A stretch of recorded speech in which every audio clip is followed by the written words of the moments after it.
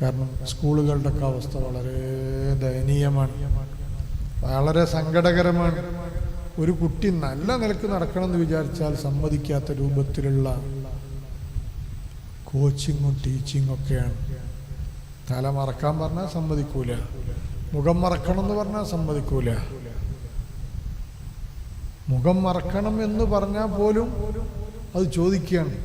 നമ്മളെ ഇസ്ലാമിക് കമ്മിറ്റികൾ നടത്തുന്ന മദ്രസകൾ, സ്കൂളുകളിൽ പോലും മുഖം മറക്കുമ്പോൾ ചോദിക്കുന്ന അധ്യാപകന്മാർ, എന്തിനാ മുഖം മറക്കണത്? ആരാ പറഞ്ഞത് മുഖം മറക്കാൻ? നമ്മളെ 2 കുട്ടികൾ സ്കൂളിൽ പോകുന്നുണ്ട്, പുറത്തുള്ള സ്കൂളിലാണ്. അവരിങ്ങനെ പറഞ്ഞു, സ്കൂളിൽ നിന്ന് തൊപ്പിട്ടാൽ പ്രശ്നമാണെന്ന് പറഞ്ഞു. ഞാൻ പറഞ്ഞത് തൊപ്പിട്.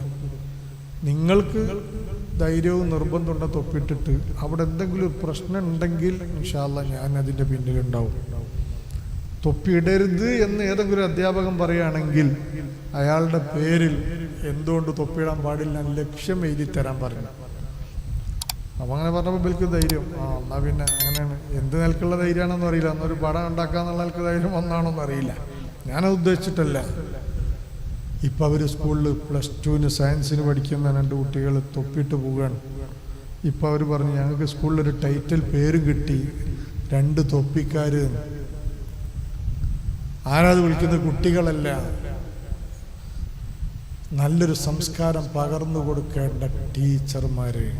നിങ്ങൾ ആലോചിച്ച് നോക്കിയിട്ട് എന്താ അവസ്ഥ?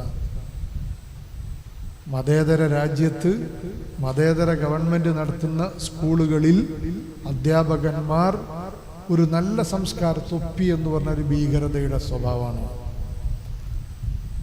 നിങ്ങൾ ചിന്തിച്ചു നോക്കിയാട്ടെ.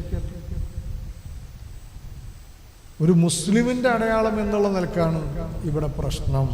സിഖുകാർക്ക് തലയെക്കെട്ട് എവിടെയും കെട്ടാം, പോലീസായാലും പട്ടാളായാലും ഒരു കുഴപ്പമില്ല, കാരണം അത് മുസ്ലിം അല്ലല്ലോ. അവസാന കാലഘട്ടമാകുമ്പോഴേക്ക് അള്ളാഹുവിൻ്റെ പരിശുദ്ധ ദീന് മുറുകെ പിടിക്കുക എന്ന് പറഞ്ഞാൽ തീക്കട്ട കയ്യിൽ പിടിക്കുന്ന അനുഭൂതിയായിരിക്കും. അള്ളാഹു സുബ്ഹാനഹു വ തആല ആത്മാർത്ഥതയും ആത്മീയതയും കൈമുതലാക്കി അള്ളാഹുവിൻ്റെ ദീന് മരിക്കുന്നത് വരെ മുറുകെ പിടിച്ച് ജീവിക്കാൻ അള്ളാഹു നമുക്ക് തൗഫീഖ് നൽകട്ടെ. അള്ളാഹു തൗഫീഖ് നൽകട്ടെ. അള്ളാഹു തൗഫീഖ് നൽകട്ടെ. ഇതാണ് ഇന്നത്തെ ലോകം. രക്ഷിതാക്കൾ ശ്രദ്ധിക്കണം, അതിന് പറ്റുന്ന സാഹചര്യവും സന്ദർഭവും സ്വീകരിക്കണം. തല്ലുണ്ടാക്കാൻ വേണ്ടി നമ്മളോടിയും പോകരുത്. അത് പറ്റാത്തൊരു സംസ്കാരമാണെങ്കിൽ അവരുടെ സ്ഥാപനത്തിൽ നമ്മൾ മക്കളെ കൊണ്ടുപോയി ചേർത്തരുത്. മുസ്ലിമീങ്ങൾ കൊണ്ടുപോയിട്ട് ക്രിസ്ത്യാനികൾ നടത്തുന്ന സ്ഥാപനത്തിൽ അവരുടെ നിയമങ്ങൾ കാറ്റിൽ പറത്താൻ വേണ്ടി നമ്മൾ പോയിട്ട് ഒച്ചപ്പാടുണ്ടാക്കരുത്. മുസ്ലിമീങ്ങളെ സ്ഥാപനത്തിൽ അവർ കയറി വന്നിട്ട് അവരുടെ ആചാരങ്ങൾ നടത്താൻ വേണ്ടി ഒച്ചപ്പാട് അതും ഉണ്ടാക്കരുത്. എല്ലാം സൗഹാർദ്ദമാണ്. അവരവരുടേത്, നമ്മളുടേതായിട്ട് പോകാം. ഒന്നിച്ചു നിൽക്കേണ്ടടുത്ത് ഒന്നിച്ചു നിൽക്കണം.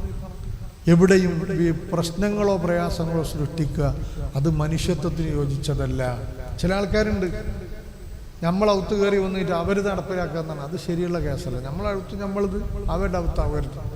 അത് സൗഹൃദപരമായ രൂപത്തിൽ പറ്റുകയാണെങ്കിൽ കോട്ടം പറ്റാത്ത രൂപത്തിലൊക്കെ പുറത്തുനിന്ന് കൂടാന്നല്ലാതെ ഞാനാവണം ഞാൻ ഓനാവണം എന്നാണ് നടക്കുമോ? ഈ രൂപത്തിലാണ് പുതിയ കാലഘട്ടം.